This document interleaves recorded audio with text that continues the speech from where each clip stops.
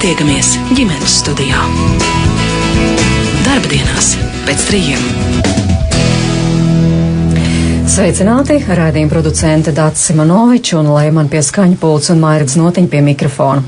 Tūlīt saruna par citādajiem bērniem, vai šādi bērni biežāk jūtas atstumti un kādas iespējas laikus palīdzēt bērnam, lai viņam patiešām dzīve skolā būtu vieglāka. Par to mūsu sarunu un mūsu studijā sveicina Rīgas pedagoģijas un izglītības vadības akadēmijas inovāciju un attīstības prorektori Dainu Voitu. Arī šīs pats akadēmijas pētniece un psiholoģi Andu Kauliņu. Labdien studijā. Un arī divas skolotājas Lilitu Vinteri no Rīgas Juglas vidusskolas un arī Ingu Eglīti no Rīgas Imantas vidusskolas. Un varētu jau teikt tā, ka mūsu sarunu rosinājis Eiropas finansēts projekts, tas gan pagājis, bet tas ļāva daudzām skolām pavērtēt, kuriem bērniem varbūt nepieciešams tāds papildus atbalsts, kā to vislabāk sniegt. Jūs droši vien precīzāk mācēsit izstāstīt par šī projekta mērķiem un uzdevumiem.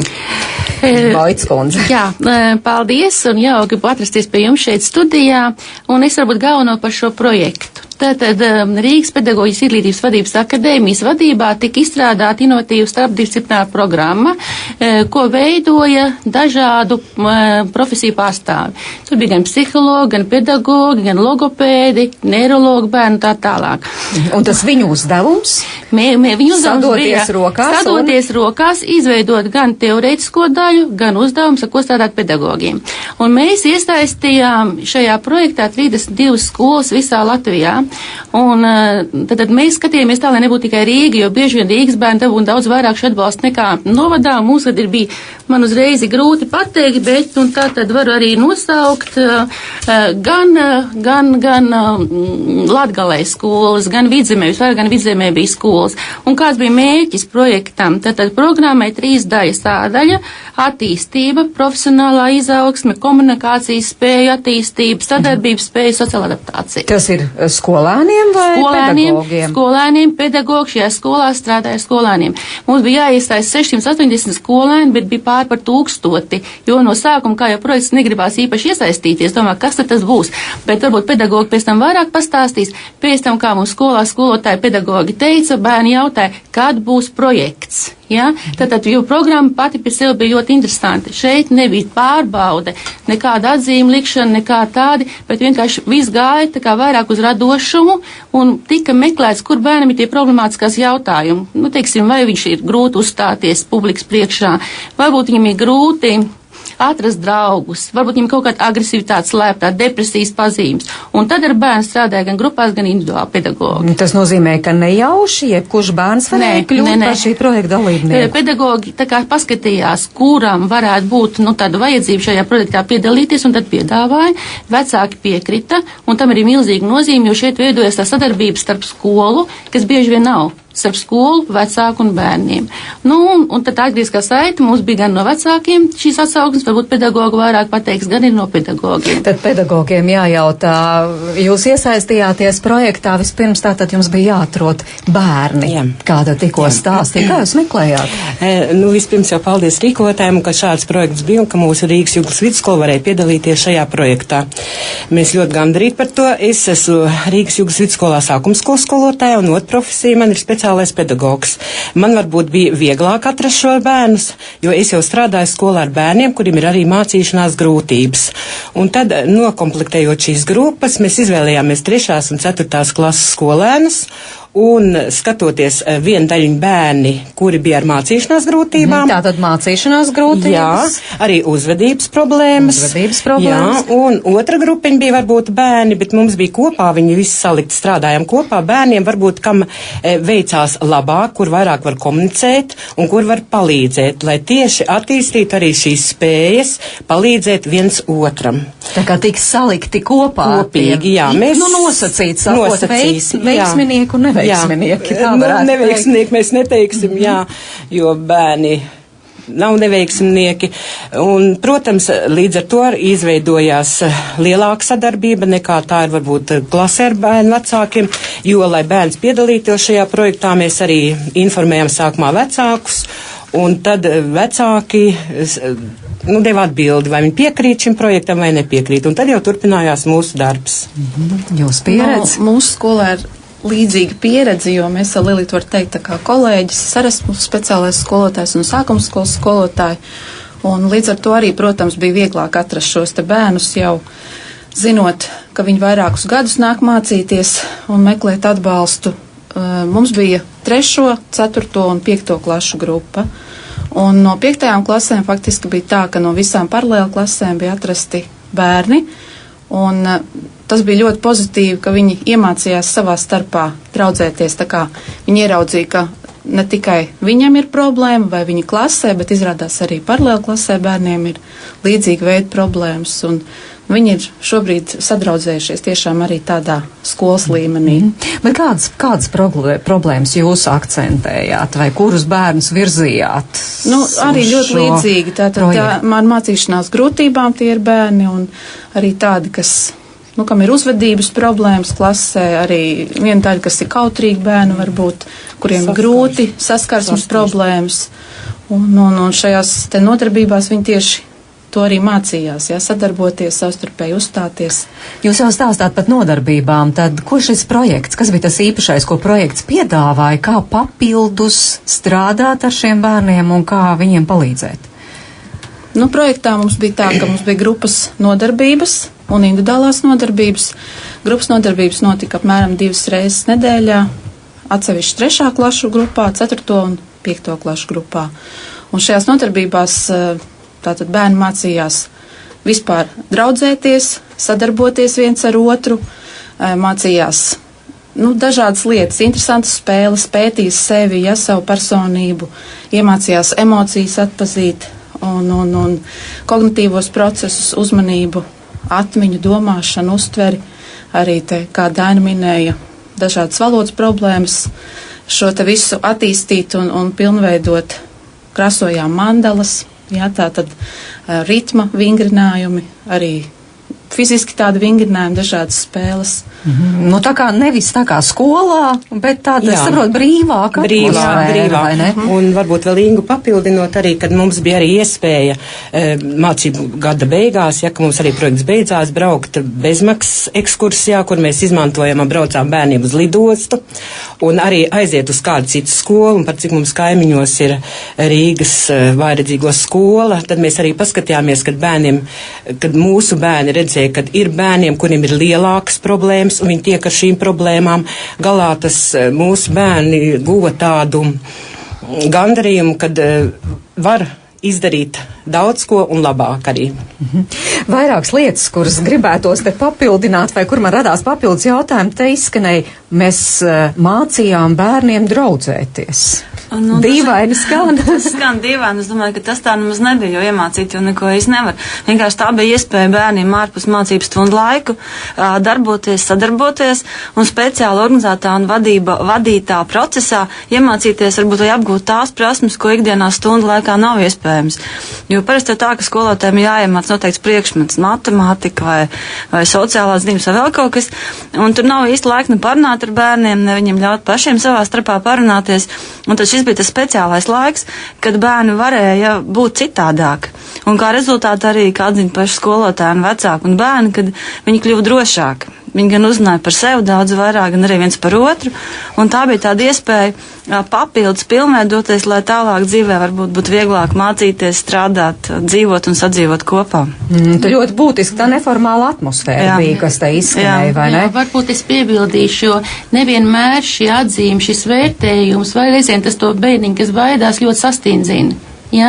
Bet tieši tas, ka tu vari brīvi, ka neviens tev nepārmetīs, tas rada to radošo iespēju, un ir pāris piemēri, kas man ļoti iepriecināja, piemēram, ka man viena pedagoģa laukos teica, ka bērniņš sākotnēji vispār nerunāja gandrīz, un beidzot šo projektu uzstājās jau skolas priekšā uz skatuves. Es domāju, ka panākt šādu te progresu tā ir milzīga nozīme, jo ja mēs paskatāmies tomēr mūsu mācību procesā, varbūt, ka pedagogi domā citādi, bet man ir tā pārliecība, ka mēs maz cilvēkiem, ja bērniem liekam runāt. izteikt savas domas, analizēt. Vairāk krāsojam, zīmējam un tātad kaut kā aizpildam vai rakstam. Rakstam, rēķinam. Jā.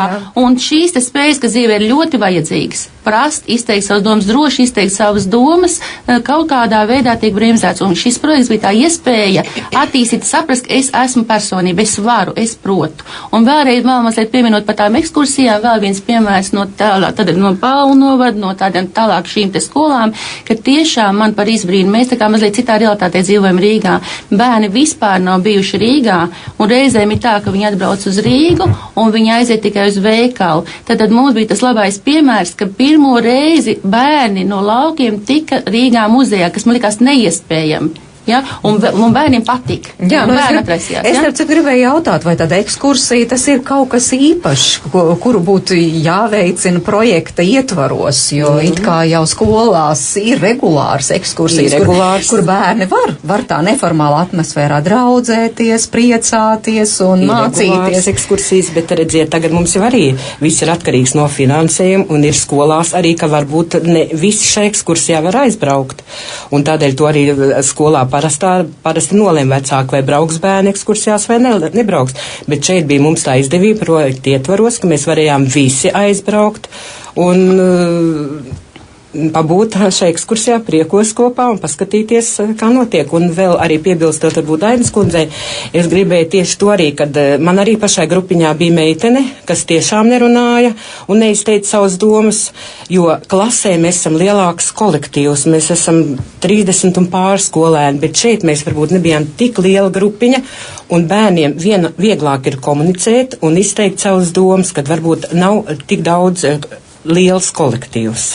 Nu, tas būtu viens no iemesliem, arī, kāpēc, piemēram, ir klasēs tādi bērni, kuri praktiski nerunā un neizsaka domas. Jā, un ar tādu bērnu ir arvien vairāk, un tādēļ šādas projekti, kas notiek, būtu ļoti jauki, kad būtu vairāk šādu projektu, kur bērns varētu integrēt. Inga, jūs arī gribat vēl piebilst, jā? Nu, ekskursija īstenībā tas bija tagad tāds punktiņš uz I, jo tas bija tāds noslēgums tai visai mūsu kopējai sadarbībai un satikās toreiz mūsu ekskursijā visas 3 grupas kopā. Brauc mums arī puisis, kas bija pamanījies salaustu kāju ar visiem kruķiem un visa grupa viņam palīdzēja. Līdz ar to, tas tāds pozitīvs vienkārši pārdzīvojums bērniem kopīgs. Mums šobrīd ir iespēja uzzināt arī vecāku viedokli, to vecāku domas, kur bērni piedalījās projektā. Labdien, ar ko man gods sarunāties? Es zinu, ka ar 2 mammām mēs runāsim ar Rutu un Ingu. Šobrīd es runāju ar... Labdien, Ruta. Ar Rutu, ļoti patīkam. Ruta, jūs teicāt, jā, es atļaušu savam bērnam piedalīties šādā projektā. Kāpēc? Jā. Pirmkārt, tāpēc, ka es esmu mamma, kas pati strādā skolā, pirmkārt, bet otrām kārtām arī manam bērnam bija vērojamas saskarsmes problēmas, ne tādā ziņā, ka kautrētos uzstāties vai kautrētos runāt, bet tieši pretēji ar egoistisku pieskaņu, ka neprotu sadarboties, neprotu sadzīvot, rodas problēmas gan klasē, gan skolas dzīvē. Nelielas, bet tomēr.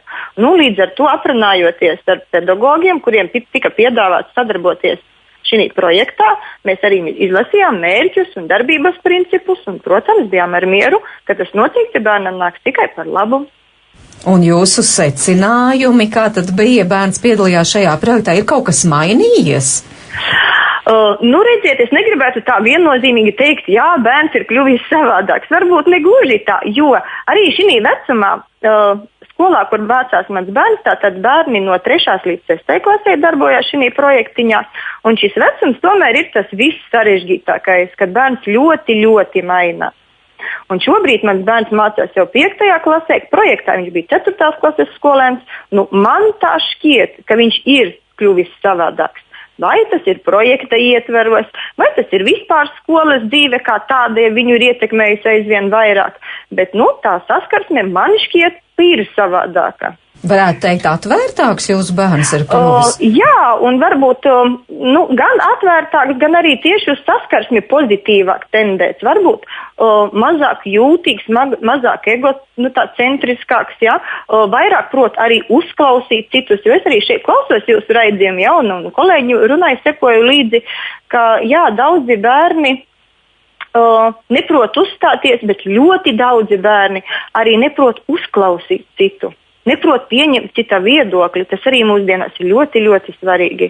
Un tieši nodarbībā šī projekta laikā arī bija šī iespēja sadarboties ne tikai, teiksim, vienam, bet tieši uz pāru darbiņiem daudzi uzdevumi bija vērsti bērniem, uz grupu darbu, un tas nenozīmē, ka tikai es varu kaut ko izdarīt. Bet jūs teicāt, jūs arī skolotāji esat pāru darbs, grupu darbs, tas jau notiek arī mācību stundu laikā. Nav jau, mēs te runājām, teicām, ka skolā tur tikai zīmē un līmē un krāso, bet ja bērni jau arī sadarbojas. Protams, sadarbojas, jā, bet redziet, mēs esam lauku skola. Mums skolēnu skaits viduvēji ir zem 10 skolēniem vai nedaudz virs 10 skolēniem.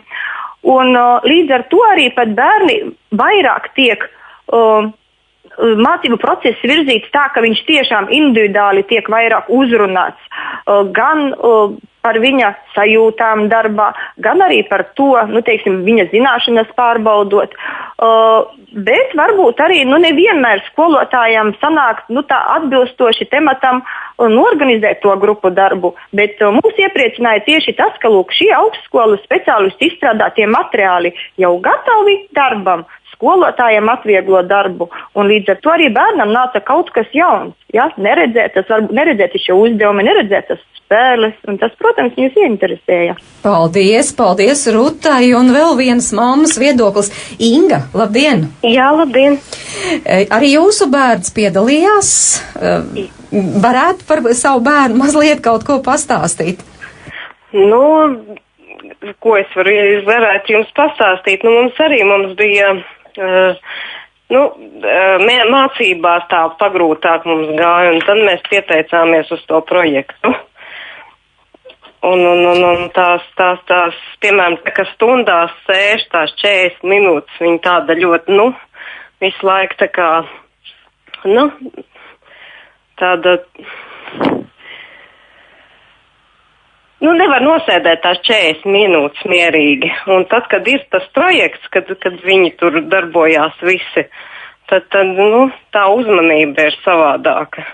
Varbūt tad mazliet jāmainās skolā mācību, pasniegšanas tam veidam? Tā grūti pateikt. Bet rezultāts bija? Bija kāds labums no tā, ka meita piedalījās? Viņa tagad bija tur uz ekskursijām, bija uz lidostu, uz Strasmuižas skolu. Kāda meita ir kļuvusi? Meita ir kļuvusi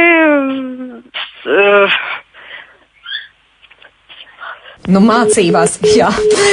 Grūti mammai tā stāstīt, droši vien arī grūti pašai novērtēt savu bērnu, vai ne? Jā, bet mēs jau arī centāmies izvērtēt sākotnēji, gan projekta sākumā, projekta beigā tādā labā nozīmē gan sekmību, gan kā pedagoga vērtē šo izaugsmi, un mēs arī lūdzām pašiem bērniem rakstīt atsauksmes, mēs neesam paņēmuši līdzi, bet mums savāks ļoti interesants atsauksmes, kā bērni paši izsakās par šo savu izaugsmi, un es domāju, ka tas ir būtiskākais. Kad negatīvs nebija neviens novērtējums. Nebija neviens bērns nebija pateicis, ka viņam būtu, šis kaut kāda negatīva vai nepatīkama pieredze. Es domāju, ekskursija tā būtu viena daļiņa tikai, bet, ja es runāju no pedagoga viedokļa, patiesi rūk šie te Rīgas pedagoģijas izglītības vadības akadēmijas izstrādātie materiāli, varbūt pedagogi papildinās 3 grāmatas, 3 biezas grāmatas, un mēs papildinām viņas vēl, un vēl dabūs elektroniskā versijā vēl papildinājumu.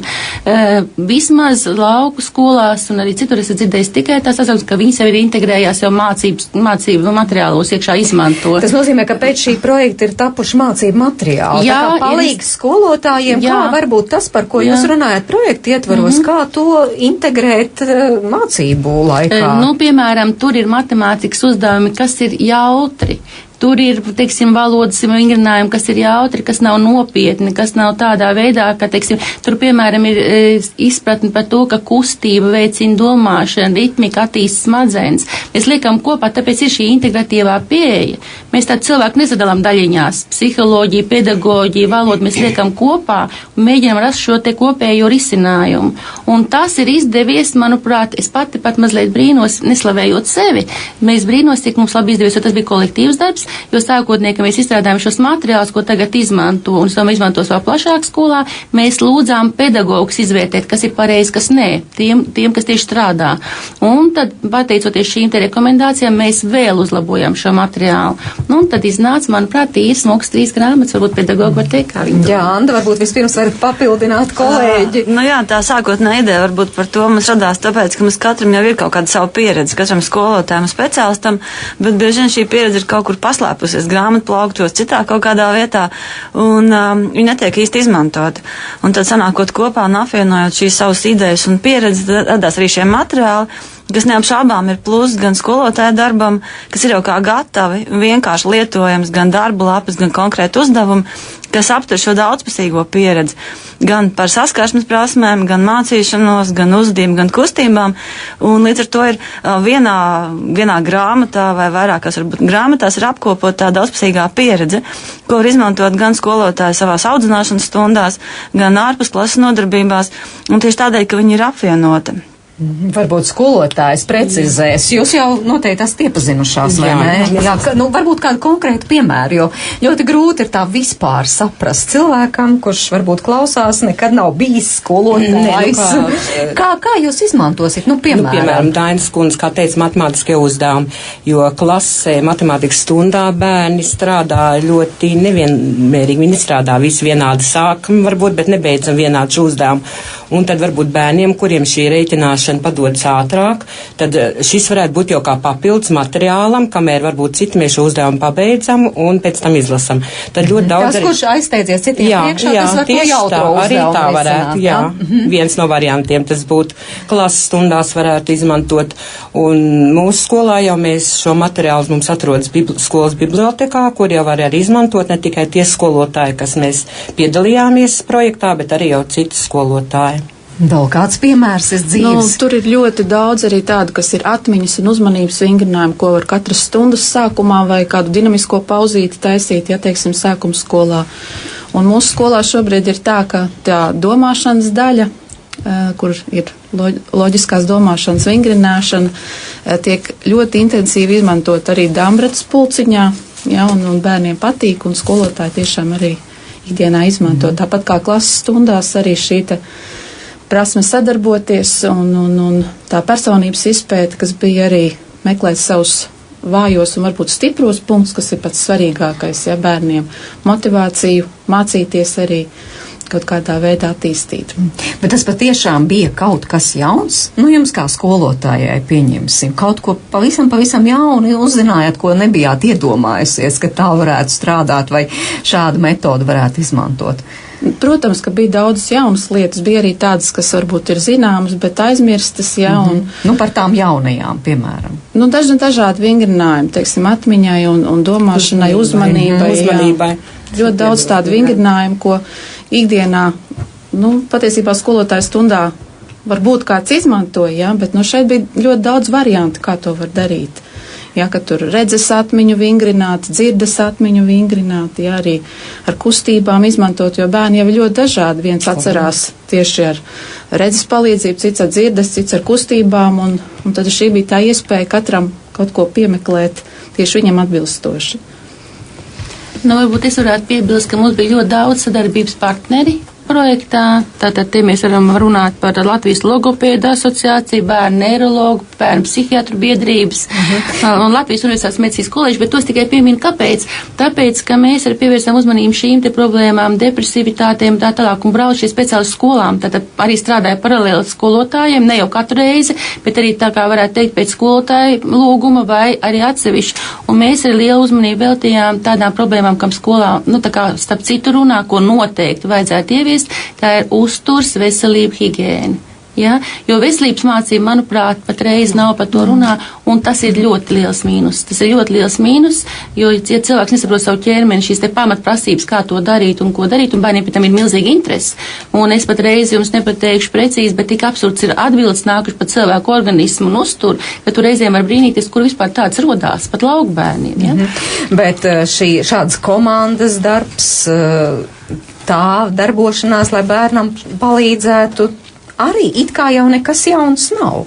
Nē, tas ir tomēr jauns. Tā integratīvā pieeja pasaulē, viņa nav tā kā mēs būtu izdomājuši no nulles, ja?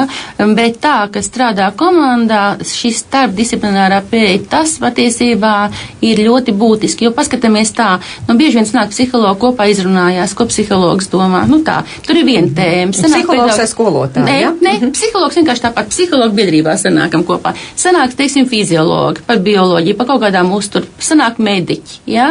Bet tad ir katri, bet, kad sanāk kopā, tikai tad rodās jaunas idejas, jo gal galā arī jūs, kā žurnālisti, vairāk, teiksim, konkrētā nozarē runājat par vienu lietu. Panāk cits speciālists klāt, uzreiz rodās kaut kāda jauna risinājuma, un tas ir būtiski, jo jaunas idejas rodās, ja ir šī ideju miedarbība, es teikšu tā, ja? Un tas ir tas moments, kas radīja, manuprāt, to ļoti pozitīvo momentu šajā te programmā. Es pat negribētu teikt projektā programmā, jo es ceru, ka tā arī turpināsies skolās uz priekšu. Jo tā jau ir tas ir tas jaunums, par ko mēs te runājam, kad šāda programma līdz šim Latvijā vispār nav bijusi nekur.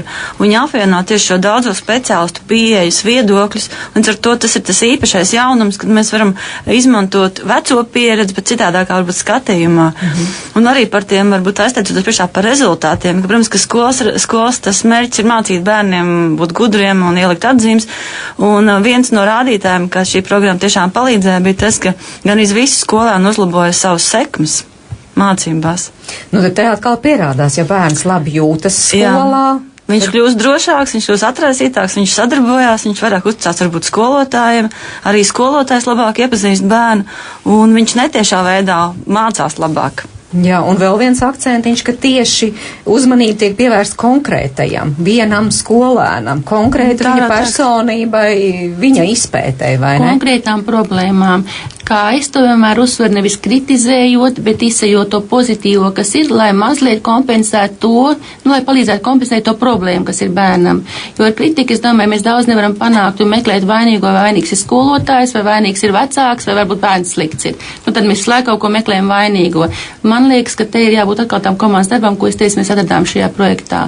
Ka vecāki atbalstīja pedagogus, pedagogi ir un atbalstīja vecākus un kopā atbalstīja visi bērnu, un bērns nāca, tā kā arī mēs esam ar pedagogiem runājuši, un pedagogi saka tā, vecāki mums teica to, kā tev gāja projektā, es aizgāju aizstāstīt to, un atkal, tad šī aprita, informācijas aprita parādās, bērns vairs neklusē arī mājās. Ja. Un skolotājiem bija arī papildus laiks ar bērniem strādāt, tās bija papildus nodarbības, papildus liekas laiks, nevis mācīt, bet sadarboties un būt kopā. Bet to nodrošināja papildus nauda. To nodrošināja Eiropas finansējums, neapšaubām, jā. Eiropas sociālā fonda finansējums nodrošināja to, ka skolotāji saņēma samaksu par padarīto darbu, un savukārt bērni saņēma palīdzību sev. Mēs turpināsim aizsākt to sarunu, varbūt mazliet to vispārinot. Projekts ir beidzies. Turpinājumā, kā jūs sakāt, ir vesela mapīte vai pat 3 sējumi radušies. Kā tad pedagogi varētu efektīvāk strādāt, kā varētu veidot šīs komandas, kas palīdzētu konkrētam bērnam.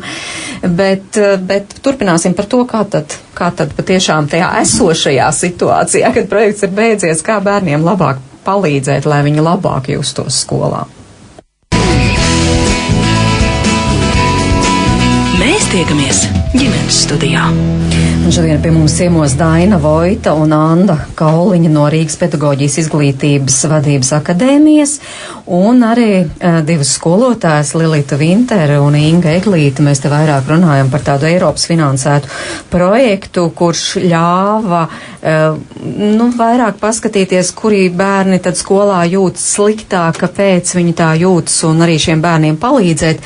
Bet pedagoģiem vērojumu, kuri bērni tad tomēr jūtas skolā sliktāk? Nu, patiesībā tiem, kuriem ir pirmkārt kaut kādas mācīšanās grūtības, ja, kuriem neveicas mācībās un stundā viņš nevar strādāt, varbūt viņš ir lēnāks, ja viņš stundā nevar kopā ar visiem strādāt, varbūt viņš ir kautrīgāks un nevar uzstāties. Un tāpat tie bērni, kuriem ir šīs te gan valodas problēmas, gan matemātikas arī uzdevumu risināšanas grūtības. Kurš varbūt ir lielāks vienpatnis, kurš grūtāk, kuram ir komunicēt kopā klases kolektīvā? Bet it kā jau tāds ļoti cilvēcisks īpašības, jo visi jau mēs nevaram būt vienlīdz strauji vai vienlīdz atvērti.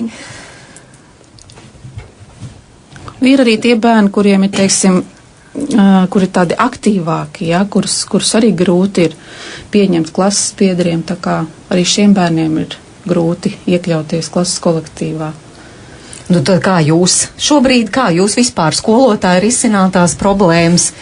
Tā kā mēģināt visus pamazām padarīt, tādus vairāk vai mazāk līdzīgus? Nē, ir tā, ka meklē, protams, to individuālo pieeju, cenšas katram bērnam, cik iespējams ir atrast, bet Rīgas skolās, ka ir tas lielais skaits bērnu, tas ir ļoti grūti. Kas ir pozitīvi tieši Rīgas skolām, ka ir tādi skolotāji, kā mēs ar Lilītu, speciālie skolotāji, kas var uz šīm te individuālajām nodarbībām bērnus paņemt, bet, problēma ir tā, ka tas ir ļoti, finansējums ir tiešām diezgan niecīgs, un tā ir varbūt viena reize nedēļā, kad tas bērns var atnākt, un šāda te veida projekts, kas bija, tas tiešām bija papildus nodarbības un bija iespēja šiem te bērniem vairāk palīdzēt. Jā, bet ja mēs skatāmies cēlonis, tātad pieņemsim, kā jūs teicām, bērns kautrīgāks vai lēnāks, bet sekas ir tādas neizbēgami. Viens viņam sliktāk veicas droši vien mācībās, otrs iespējams, ka viņam arī grūtāk ir saprasties un dibināt tos kontaktus ar klases biedriem, iekļauties kolektīvā. Jā. Es vēl gribēju papildināt, ka ikdienā mums jau ir arī Rīgas skolām ir tas, ka mums ir atbalsta personāls. Un šajā atbalsta personālā mēs esam ietverti skolas psihologs, logopēds, sociālais pedagogs, speciālais pedagogs. Un tad kopīgi šis darbs, lai mēs panāktu to, lai bērnam būtu izaugsme. Te gan es gribētu piebilst vienu ļoti būtisku lietu, ka valodas problēmas Latvijā ir ļoti bērniem sarežģīts patreiz, dažādi valodas traucējumi, attīstības, disleksijas problēmas un tā tālāk. Un tas arī viens būtisks jautājums, ka mēs šajā projektā vairāk strādājam ar bērniem līdz 4. klasītei. Un mums lūdza, vai nav iespējams tālāk arī ar bērniem strādāt, kas ir augstāk par 4. klasi, jo nekur nav iekļauts šī logopēda darbs ar bērniem, kam ir valodas problēmas vecākiem par 4. klasi, bet problēmas jau pastāv. Un lūk, ja problēmas ir valodā, rakstīšanā un tā tālāk, nenoliedzam, tas tālāk ir saistīts ar citām problēmām. Komunikāciju, atkal šīm prezentācijas spējām uzstāties auditorijas priekšā un galu galā, lai, ja tu nemāk lasīt īsti, ja tev nav attīstīta šī valodas komponente, teiksim tā, ne matemātika, ne dabas zinātnes, ne vēsture, un būtībā sabiedrībai tālāk ir cilvēks, kas īsti nevar atrast savu vietu. Un man liekas, ka to vajadzētu ļoti nopietni domāt, jo logopēda konsultācijas mums arī bija projektā pieejams un varēja strādāt, un skola bija ļoti pateicīgs par to. Tad ar valodu ir jāstrādā ne tikai pirmās klasītēs, visu laiku par to ir jādomā, jo tā ir patiesībā pasaules problēma, ne tikai Latvijas, bet pasaulē par to domā. Es pat biju Maks Planka institūtā Leipcigā, kā viņi attīst, kā viņi pēta ģenētiski, izstrādā metodas, kā strādāt ar bērniem, ka šis problēmas. Es nezinu Latvijā nevienu nopietnu projektu. Varbūt Prāna man var papildināt, jo viņa disertācijas tēma ir tieši par šo te, kas būtu veltīts tieši bērnu valodas attīstībai, nopietni pētot gan neirobioloģiskus aspektus, gan citus aspektus. Šāda pētījuma pieredze nav šābām ir ļoti neliela, viņi vairāk vai mazāk balstās tikai uz logopēdu darbu, bet ne visās skolās ir logopēds, un tādēļ ir ļoti būtiski, ka gan katrs skolotājs savās nodarbībās, vai stundās vai ārpus stundās, spēj palīdzēt bērniem pilnveidot valodas prasmes, tādējādi arī mācot saprast, gan lasīt to, gan izmantot šo informāciju, kas ir noderīga visā dzīves laikā. Klausītāji, protams, arī var iesaistīties 6722 888, 6722 5599, lūdzu. Labdien. Es arī gribētu paprasīt padomu. Puika, arī 3. klase Rīga, Ziniet, ar to komandu ir kā ir, ko te mums stāsta. It kā jau skolās ir tās komandas. 1. klasē ņēma, strādāja, bet tālāk viss mums palika pa vecam. Ļoti kautrīgs. Nevar sev tā, ja viņš pats neies klāt tiem bērniem. Un tie kaut kā, viņš ar viņiem nerunā, viņi ar viņu nerunā. Stundā tieši tas pats, ja skolotāji uzrunās, zina atbildes, skolotājs teica, es redzu, ka zina, bet pats viņš neko.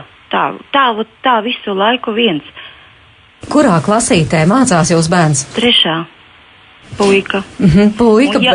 Un ja kādreiz iznāk kāds viņu stumi vai grūsta vai kaut kā, es skolotājai mēs tā esam runājuši. Viņš saka, viens puika viņam esot teicis, gāz pretim. Viņš pasaka, priekš kam ir jākaujas? Var jau izrunāties. Bet puika jums stāst, kā viņš jūtas skolā, ja jau jūs tik labi zināt to situāciju. Jā, mēs katru vakaru, to izrunājam, bet es jūtu, ka viņš jau var vien vairāk, jo, ko es tev tur stāstīšu? Kā jau parasti. Es redzu, ka, es saku, tev draugs, es saku, jūs ar viņu runājat. Nē, viņš šodien aizgāja tur pie cita puika, jo viņam tur tāda un tāda spēle bija.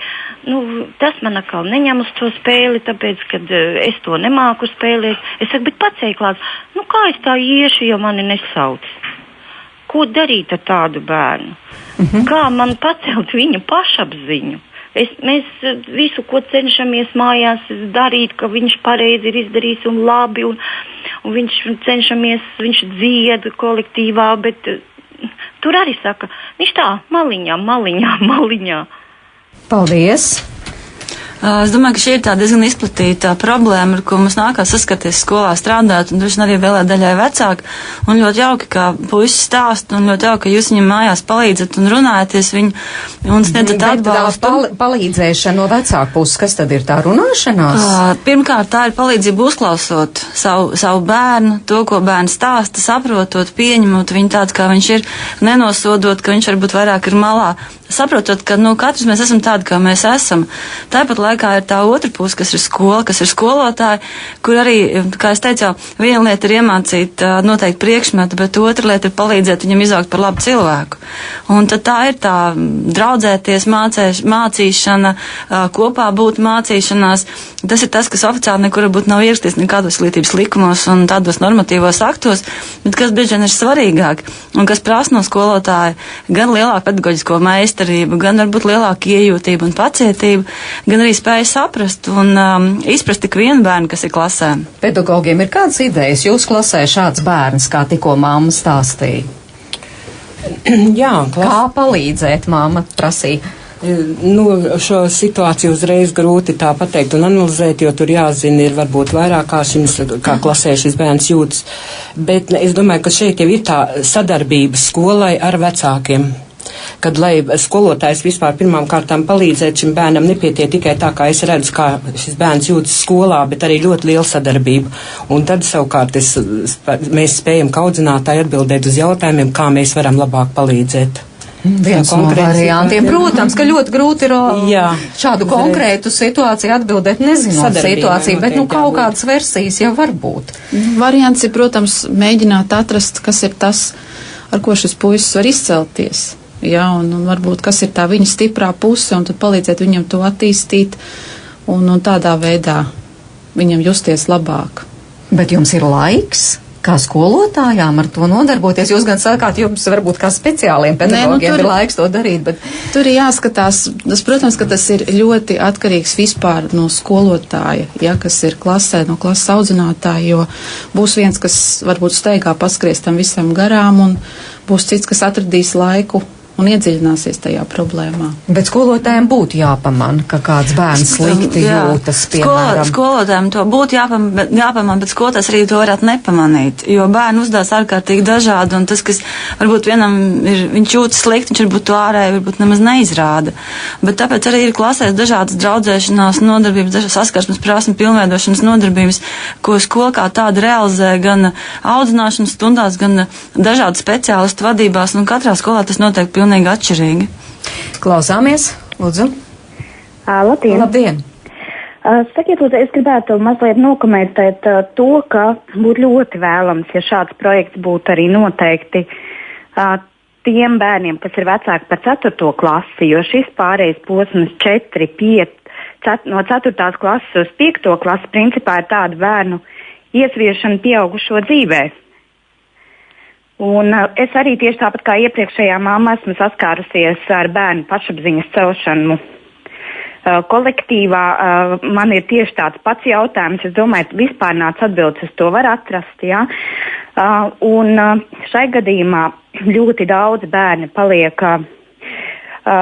neteiksim, ārpus strīpas, bet viņi mēģina iedzīvoties šajā jaunajā vidē, kur līdz 4. klasē viņi vairāk vai mazāk tiek auklēti, apčubināti, par viņiem rūpējas, bet kad viņi jau ir 5. klasē, tātad viņiem jau jābūt tik patstāvīgiem, visi no viņiem sagaida šīs patstāvības prasmes, bet citreiz viņi vēl psiholoģiski vienkārši tam nav nobrieduši, tā kā, ja ir iespēja šādam te projekta turpinājumiem, tad jā, mans komentārs ir viennozīmīgi, ka tas būtu jauki, ja uz to var paskatīties arī uz vecāko klašu bērniem. Paldies, jo tiešām ir tādas situācijas, kas ir īpaši aktuāls. Paldies par jūsu komentāru, jo tas ir tas, ko arī pedagoģi skolās mums ir teikuši, ka projekti nenoliedzami vajadzētu turpināt. Protams, tas nav mūsu iespēja līdzekļos, mēs varam tikai dot šos materiālus, tādā veidā atbalstīt, jā, pedagoģis, bet es pati arī uzskatu, ka tas būtu vajadzīgs, jo tā grupa ir ļoti sarežģīta. Ja, nākošajā vecumā. Te minēju šo, piemēram, pārēj no 4. uz 5. vai no 9. uz 10. klasi, piemēram. Tā ir tiešām ļoti, ļoti svarīga lieta, un tas ir ļoti nozīmīgi, jo bērni nonāk pilnīgi citā sociālajā vidē. Un arī tāpēc ir šie materiāli, kas ir noderīgi arī tieši pārējais posmā un arī 5. klasē. Šajā gadījumā tas nebija projekta mērķis, bet šie materiāli ir izmantojami arī klases audzinātāju stundās un tam līdzīgi, jo bērnam ir jāiemācās būt citā vidē, un arī vecākiem tas ir ļoti grūts brīdis. Klausāmies jūs, labdien! Labdien! Tiešais ēters? Jā, mēs jūs dzirdam, lūdzu. Jā, es gribētu raidījumā pievienojos, tātad klausījos tad nesen ieslēdzu, gribētu pievienoties laikam vienai no zvanītājām, mums arī līdzīgs bērns, kurš nespēja iekļauties kolektīvā, problēmas ar draudzēšanos, komunikāciju, bet principā ir ļoti intelektuāli liekas attīstīts un ar bagātu valodu un mājās ar dažādām radošām izpausmēm, bet principā mums ir paveicies, ka mēs jau no 3 gadu vecuma darbojamies ar psihologiem un apmēram zinām, kas ir par lietu, bet vai jautājums saskaramies to, ka principā bērns tagad ies nākamā 1. klasē, viņam ir Asperger sindroms, jā. Un, principā, daudz pedagoģi vispār nav informēti, kas tas tāds īsti ir, un gribētos, lai vairāk popularizētu un informētu pedagogus par šādām speciālām, teiksim, īpatnībām personības, jā. Jo tas ir vajadzīgs, teiksim, brīnišķīgi var apgūt un vielu un radoši darboties, bet ir vajadzīga mazliet savādāka vide, mierīgāka, mazāk ņadas, mazāk iespēja starpbrīžos tur nebūt kņadā, bet, teiksim, bibliotekās vai kur uzturēties. Tas pats arī skaidrot, klases biedriem varbūt, kas un kā ir. Bet faktiski runa ir par to, ka vairāk informēt, es ceru, varbūt tagad laikam ejot pedagogi ir vairāk informēti, kas tā Asperger sindroms ir, jo pirmajā brīdī vienkārši liekas, tas ir izlutināts bērns. Paldies! Varbūt kādreiz arī kādā ģimenes studijā par to vairāk parunās, bet fakts kā tāds klasēs aizvien vairāk arī šādu citādo bērnu parādās, un visiem jāatrod savu vietu. Visiem jājūtas labi. Šis projekts daudz lietīs ir vērsts uz to, lai bērniem palīdzētu, kam ir problēmas, kam ir kaut kā traucējumi, atmiņas problēmas, kustību traucējumi. Manuprāt, mums ir viena grupa, ar ko vispār netiek strādāt īpaši apdāvinātie bērni, kas arī ir īpašie bērni. Un tad mēs kaut kā nonivilējām, uztaisām tādu vidusmēru palēko cilvēku, kas, tā primitīvi, es to patreiz saku. Man liekas, ka to būtu arī jāmācās, ar šo grupu strādāt īpaši. Izdalīt, lai lai ir, teiksim, tie vadošās personības, lai ir tie deputāti, lai mēs varam pateikt, tā gan ir izcila personība, ar ko mēs varam lepoties, ja? Ar tiem būtu jāstrādā arī īpaši. Vai mēs varam tā teikt, ka tātad šī visa projekta atslēgas vārdi, ko gribas tā kā nodot tālāk, ir tātad skolām vai skolotājiem vairāk orientēties ne tikai uz tiem mācību sasniegumiem, bet pirmkārt uz to, lai katrs bērns tur labi justos. Lai labi justos un būtu individualitāte, personība. Jā, un tad jau arī viss pārējais. Tad ir mācību sasniegumi un visi pārējie labumi, bet tad tikai ir jautājums, vai tā skola šobrīd ir tāda, lai tur katrs labi justos. Mēs, protams, cenšamies, lai tā būtu. Katram savu pieeju meklējam, lai būtu, lai bērns labi justos, jo tikai tad būs tie rezultāti. Jā, taisnība bija arī te zvanītājiem, ka sākuma skolā ir daudz vieglāk ar to visu strādāt, jo skolotājs ir, pārsvarā tā kā viens, kas māca visus priekšmetus, un tad arī ir vieglāk pazīt to bērnu un pielāgot viņam to situāciju. Protams, ka sākot ar 5. klasi, tas kļūst ar vien grūtāk, bet, tajās skolās, kur ir speciālie skolotāji, mēs tiešām cenšamies informēt tālāk pamatskolas skolotājus par katru bērnu, kuram ir šādas te problēmas, un tad arī, viņam pielāgot tālāk, lai viņam vieglāk būtu iekļauties skolā. Es gribētu papildināt, ka mēs kā vecāki un kā sabiedrība daudz ko sagaidām no skolotājiem. Bieži vien šīs gaitas ir ārkārtīgi lielas, kas balstās gan uz savu pieredzi, gan filmās redzēto, gan tam līdzīgi, un tās ļoti bieži arī ir pamatotas. Un tāpēc ir paldies tiem skolotājiem, kas tiešām no visas sirds strādā un dara to, lai mūsu bērni būtu gan skolā, gan justos gan drošībā, gan būtu veiksmīgi, gan gūtu panākums. Un te ir ļoti jauki arī, kad vecāki, kas zvanīja, jūtās, liekas, viņi tiešām ir ieinteresēti savu bērnu dzīvē un nākotnē. Es gribētu aicināt vecākus nākt uz skolu, runāt ar skolotājiem, būt kopā, stāstīt par savām problēmām un bažām, jo sevišķi lielās skolās, lielās klasēs skolotājs var nepamanīt to jūs mazo brīnumu, kuram sāp sirsniņa, bet ja jūs nenākat pie vecāku uz skolu un nestāstat, tad jau mēs arī kā skolotāji vai kā darbinieki nevaram viņam īsti palīdzēt. Paldies! Ar šo arī noslēdzam mūsu sarunu studijā. Paldies studijas viešņām Dainai Voitai, Andai Kauliņai, Lilitai Vinterei un Ingai Eglītei.